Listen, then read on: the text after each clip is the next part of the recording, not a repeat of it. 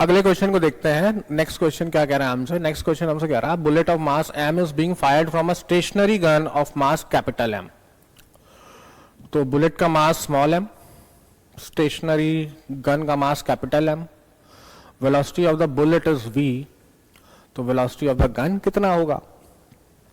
तो ये conservation of momentum के ऊपर बेस्ड है। बुलेट गन सिस्टम में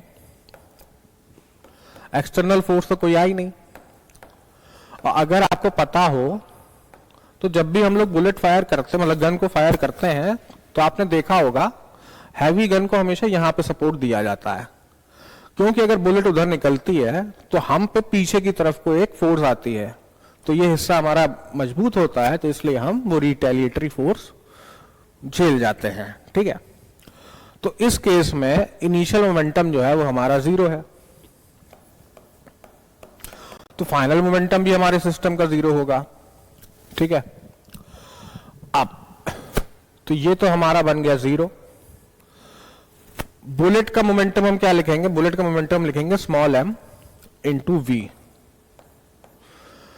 गन का मोमेंटम क्या लिखेंगे? m into x। ठीक है भाई, and that is equal to 0।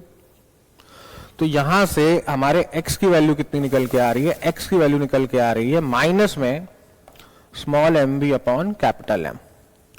तो नेगेटिव साइन का मतलब यह है कि जिस डायरेक्शन में भी बुलेट गई है, गन को जो वेलोसिटी मिली है उसके अपोजिट डायरेक्शन में मिली है। ठीक है, तो इसलिए इसका आंसर हो जाना चाहिए ऑप्शन नंबर बी।